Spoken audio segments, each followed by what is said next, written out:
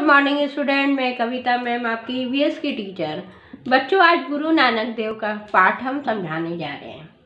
बच्चों, आपको पता है 500 वर्ष पहले पंजाब के तलवंडी नामक गांव में इस संत महापुरुष, इनका नाम है नानक, गुरु नानक देव का जन्म हुआ था। नानक के पिता का नाम कालू मेहता था। ये बचपन से ही नानक बहुत उदार और शांत और मिलनसार स्वभाव के थे। इसी कारण ये सब बच्चे उनके साथ खेलना भी पसंद करते थे। नानक जब 6 बरस के हुए तो उनके पिताजी ने उन्हें पढ़ने के लिए पंडित गोपाल दास के पास भेजा।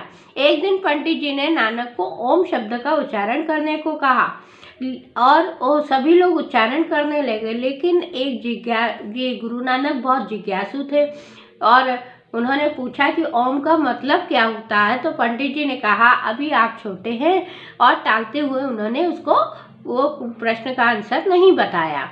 लेकिन गुरु नानक ने तुरंत बताया कि ओम माने ईश्वर है और मैं उसी को सत्कर्तार कहता हूँ। बालक की बात सुनकर पंडित जी बहुत ही ज़्यादा दंग रह गए और उन्होंने कालू मेहता को बुलाकर कहा कि तुम्हारा पुत्र बहुत ही होशियार है, बहुत ज्ञानवान है और इसे तो मैंने इसे पढ़ा दिया है, ये एक महान व्यक्ति बनेगा। फिर नानक को फारसी पढ़ने के लिए मौलवी कुतुबुद्दीन के पास भेजा गया। वहीं पर मौलवी ने भी कहा कि अलिफ का अर्थ क्या है। मौलवी से इन्होंने पूछा अलिफ का अर्थ क्या है, तो मौलवी साहब ने अलिफ का अर्थ ठीक प्रकार से नहीं बताया। तब गुरु नानक ने कहा कि उन्होंने अलिफ का अर्थ की व्याख्या की और उन्होंने उनको सही से उसका अर्थ भी बताया कि जैसे ओम अलिफ की व्याख्या करने के वाला यही बालक आगे चलकर सिख धर्म का प्रवर्तक और पहला गुरु बना। नानक का जो है बचपन से ही आध्यात्म की ओर बहुत ज़्यादा रुचि थी और उन्हें जब भी कोई फकीर या साधु दिख जाते थे और उनके पास वो उनके प्रवचन सुनने के लिए घंटों बैठे रहते थे। माता पिता उनसे बहुत ज़्यादा परेशान थे। वो सोचते थे कि ये पढ़ लिख जाए और बड़ा हो जाए और कुछ काम करने लगे, लेकिन उनको ये झूठे हिंदू धर्म के झूठे आडंबरों और कर्म कांडों से उनको बहुत ज़्यादा घृणा थी।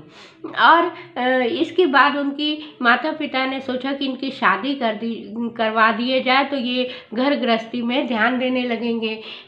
तो उन्होंने उनकी शादी तो कर दी। शादी करने के बाद भी इनके विचारों में कोई भी परिवर्तन नहीं आया और ये अध्यात्म में रमते गए।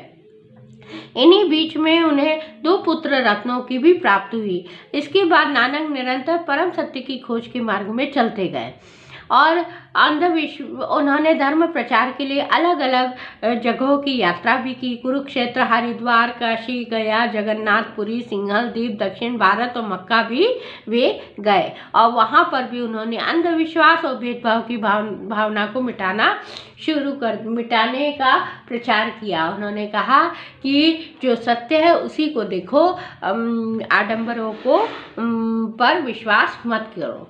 एक बार गया में वो गए और उन्होंने देखा कि गया में कुछ ब्राह्मण पूर्व की तरफ मुंह करके अंजलि में पानी भरकर सूर्य को दे रहे थे और उनका कहना है कि ऐसा करने से पितरों पर वो पानी जाता है, यानी पितर वो पानी पीते हैं और अपनी प्यास बुझाते हैं।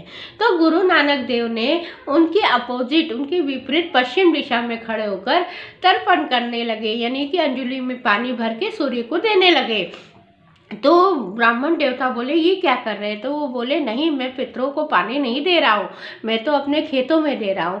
तो सब लोग हंसने लगे कि तुम अपने खेतों में इस तरह पानी कैसे दे सकते हो, ये पानी तुम्हारे खेतों में कैसे जाएगा? तो वो बोले, जब आप पूर्व दिशा में खड़े हैं और पितरों तक आपका ये पानी जाएगा, जो तर्पण कर रहे हैं, तर्पण का पानी पितरों तक जा सकता है, तो मैं पश्चिम की तरफ, मेरा खेत तो बहुत ही पास में है और मैं ऐसा करता हूँ तो मेरे खेत तक पानी नहीं जाएगा। और ये सुनकर सारे लोग दंग रह गए कि ये सब दिखावटी है, ऐसा कुछ नहीं होता कि मतलब तर्पण करने से पितरों तक पानी जाता है, और ये तो कर्मकांड है और झूठे आडंबर है। और फिर उन्होंने जो है सत्य मार्ग पर चलने लगे और उपदेश देने लगे और एक फकीर और साधु के वेश में जाकर हर जगह जाकर अपने धर्म का प्रचार करने लगे। इस तरह गुरु नानक देव एक महान और एक आध्यात्मिक संत कहलाए। Thank you.